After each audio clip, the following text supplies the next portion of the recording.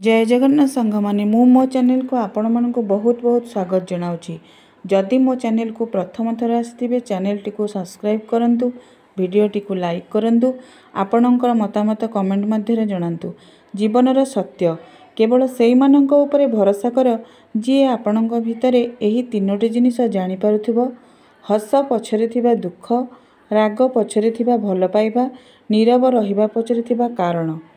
किए जदि तुमको धोखा देला ताहले ताकू धन्यवाद देवा दरकार, कारण से आपण को शिखाई देला कहा उपरे भी विश्वास भरोसा भावी चिंती करवा दरकार।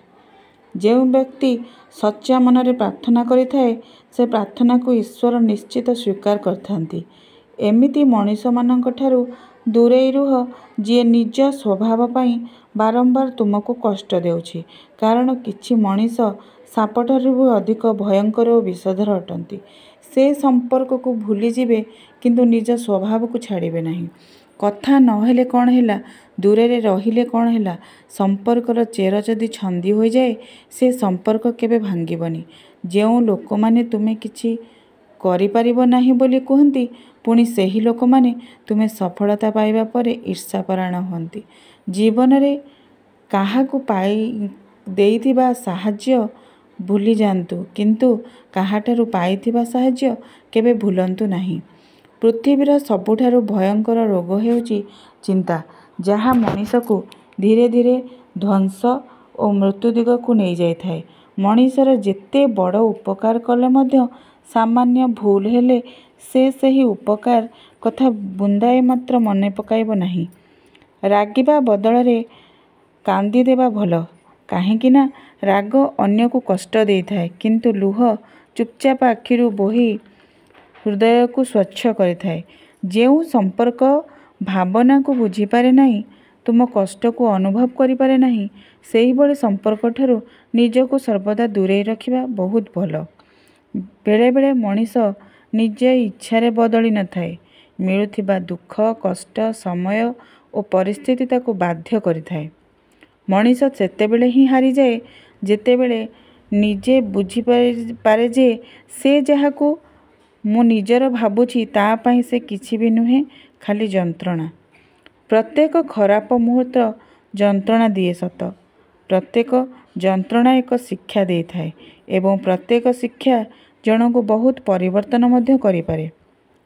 मने रख, निजर करिबाकू तो समस्ते जोर दे कहंती, किंतु जेबे स्वार्थ पूरी जाए ना समस्ते आस्ते आस्ते दूरे जाती। जेउ जगारे तुमर सम्मान नहीं से स्थान को तुमर जीवा ही भूल, से कहार घर हेउ कि कहार हृदय। श्रीकृष्ण कहंती, संसारर सबुठार खेल तुमे खेली नेब, किंतु भूल भी कहार भावना सहित खेलिब नहीं, काहेकि ना यह हेउची से दोष जहाकू भी कि मु केबे क्षमा करि न थाए। सबु कष्ट एक शिक्षा दे थाए एवं सबु शिक्षा आमको परिवर्तन करिबारे सहाय हुए। जीवनर सत्य मने रख, जदि किए तुम बिना खुशी रे अछि तेबे तांको खुशी रे रहिबाकू दियो ना, नचेत एहाठारू अधिक संपर्क जोड़िबाकू जाई तुमे निज सम्मान हरई बसिबो। संपर्क खाली सेईटा नुहे खाली सुख कि दुख रे आपणक पाखरे रहे। संपर्क तो सेईटा जी सबु परिस्थिति रे आपणकर हबार अनुभव करिथाए। मिछर कोनोसी मूल्य नहीं, मिछ हुए तो आज खुशी दे पारे, किंतु मने रख काली तुमको एथिपाई कांदिबाकू पड़िबो। मने रख, पृथ्वी रे एमिति कोनोसी लोक नहीं जहारे की समस्या नहीं, आउ एमिति किछि भी समस्या नहीं जहारे की समाधान नहीं। राग और अभिमान सेही लोकंक उपरे करा जाए जहा प्रति आमर भल पाइबा और हरइबार भय थाए। समय जेतेबेले भल थाए ना शत्रु भी बंधु हो जाए थाए, आ मने रख समय जेतेबेले खराब थाए बंधु भी शत्रु हो जाए थाए। सहीबार गोटे सीमा थाए, जी तुम पाई सही जाउची यार अर्थ नुहे कि ताकू जानी जानी तुमे कष्ट देव। जीवन रे जदि खुशी रे रहिबाकू चाहुच ताहले भूली जाओ ताकू जे तुमको भूली जाइछि। संपर्क भांगिबा उचित नुहे, किंतु जेउठी सम्मान नहीं सेठी संपर्क रखिबा भी उचित नुहे। एई तो जीवन। लोकंक कथा बेले बेले ପଥର ଖାଇଲା ପରି ଲାଗୁଛି ନା କାହିଁକି ମିଠା ଫଳ ଦେଉଥିବା ଗଛ ହିଁ ଅଧିକ ପଥର ମାଡ଼ ଖାଇଥାଏ। ପରିସ୍ଥିତିରେ ବାହାନା ଦେଖାଇ ସମ୍ପର୍କ ଭାଙ୍ଗୁଥିବା ଲୋକ ଜୀବନରେ କଦାପି ସମ୍ପର୍କର ମୂଲ୍ୟ ବୁଝିପାରେନି କି କେବେ ଶାନ୍ତିରେ ମଧ୍ୟ ରହିପାରେନି। ଯେତେବେଳେ ବିଶ୍ୱାସ ଭାଙ୍ଗିଯାଏ ନା, ସେତେବେଳେ ହଜାର କ୍ଷମାର କିଛି ଅର୍ଥ ନଥାଏ। ସାହାଯ୍ୟ ଏମିତି ଏକ ଶବ୍ଦ ଯାହାକୁ କରିଲେ ଲୋକ ଭୁଲିଯିବେ, ଆଉ ନ କରିଲେ ଜୀବନସାରା ତୁମକୁ ସେ ମନେ ରଖିଥିବେ। ଅନ୍ୟର କଥା ଶୁଣି କେବେ କୌଣସି ପଦକ୍ଷେପ ନିଅନ୍ତୁ ନାହିଁ, କାରଣ ଏଠାରେ ଘର ଭାଙ୍ଗିଥିବା ଲୋକ ବହୁତ ଅଛନ୍ତି, କିନ୍ତୁ ଘର ଯୋଡ଼ିବା ଲୋକ ବହୁତ କମ୍। ଏ ଦୁନିଆରେ କେହି କାହାର ନୁହନ୍ତି। ଆବଶ୍ୟକ ପଡ଼ିଲେ ସମ୍ପର୍କ ଗଢ଼ିଥାନ୍ତି, ଆବଶ୍ୟକ ନ ପଡ଼ିଲେ ସମସ୍ତେ ଭୁଲିଯାଆନ୍ତି। ଆଘାତ ମଣିଷକୁ ସଠିକ୍ ଜ୍ଞାନ ଦେଇଥାଏ। ଯଦି ଜୀବନରେ କାହାକୁ ଭଲ ପାଇବାର ଇଚ୍ଛା ହୁଏ, ତାହେଲେ ନିଜ ଦୁଃଖକୁ ଭଲ ପାଅ, କାରଣ ଦୁନିଆରେ ତୁମେ ଯାହାକୁ ଯେତେ ଅଧିକ ଭଲ ପାଇବ, ସେ ତୁମଠାରୁ ସେତେ ଦୂରେଇ ଯିବ।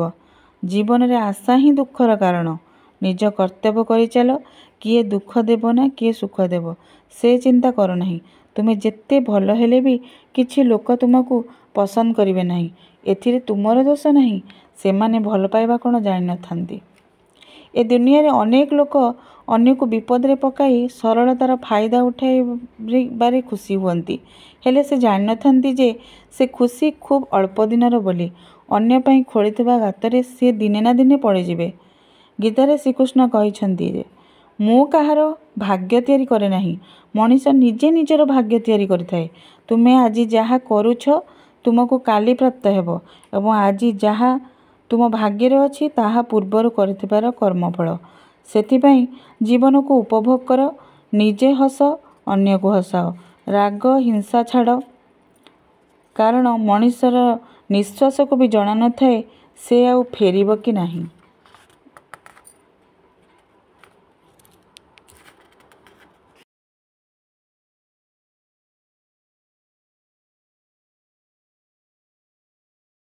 ମୋ ଭିଡ଼ିଓଟି ଆପଣଙ୍କୁ ଭଲ ଲାଗୁଥିଲେ କମେଣ୍ଟରେ ଲେଖନ୍ତୁ ଜୟ ଶ୍ରୀକୃଷ୍ଣ।